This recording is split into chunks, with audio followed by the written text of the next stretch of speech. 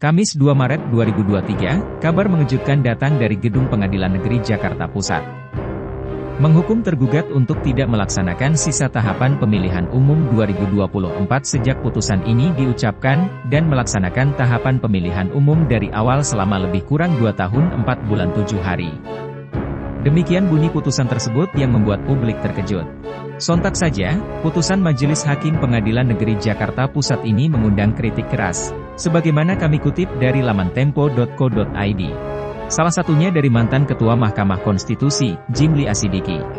Dia mengatakan bahwa Hakim PN Jakarta Pusat yang memutuskan pemilu ditunda hingga 2025 layak untuk dipecat.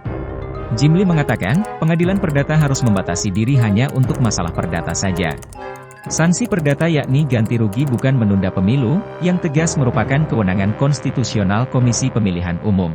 Hal senada juga disampaikan oleh mantan Ketua Mahkamah Konstitusi Hamdan Zulfa mengaku kaget membaca putusan Pengadilan Negeri Jakarta Pusat yang memerintahkan penundaan pemilu 2024. Dalam akun Twitternya, Hamdan mempertanyakan kompetensi hakim dalam membuat putusan penundaan pemilu tersebut.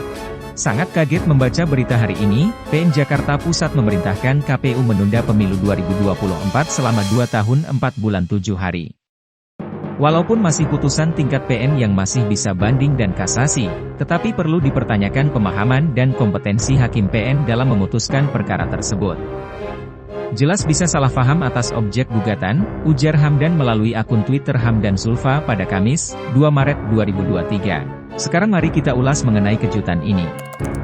Putusan yang mengejutkan banyak pihak ini berawal dari gugatan perbuatan melawan hukum yang diajukan oleh Partai Prima ke Pengadilan Negeri Jakarta Pusat dengan objek gugatan dirugikannya partai oleh tindakan KPU saat proses verifikasi administrasi. Sebelum sampai kepada Pengadilan Negeri Jakarta Pusat, Partai Prima sudah pernah mengajukan permohonan sengketa di Bawaslu pada tanggal 20 Oktober 2022 dengan objek sengketa berupa berita acara hasil verifikasi administrasi persyaratan partai politik dalam peserta pemilu, oleh Bawaslu ditolak melalui putusan Bawaslu. Pada tanggal 30 November 2022, Partai Prima melayangkan gugatan ke Pengadilan Tata Usaha Negara Jakarta terkait berita acara hasil verifikasi administrasi, yang pada akhirnya Pengadilan Tata Usaha Negara Jakarta mengeluarkan ketetapan dismisal terkait gugatannya. Selanjutnya, Partai Prima kemudian melakukan upaya hukum dengan mengajukan gugatan sengketa proses pemilu ke PT UN Jakarta yang kemudian diputus pada 26 Desember 2022. Terhadap perkara tersebut PT UN menjatuhkan putusan yang pada pokoknya menyatakan gugatan penggugat tidak diterima.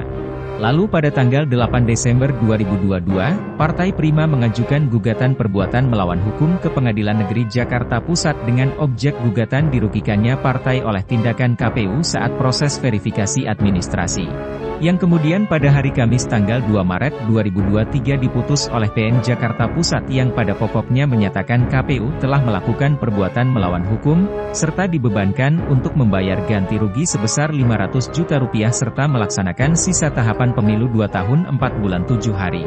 Lantas bagaimana tanggapan KPU?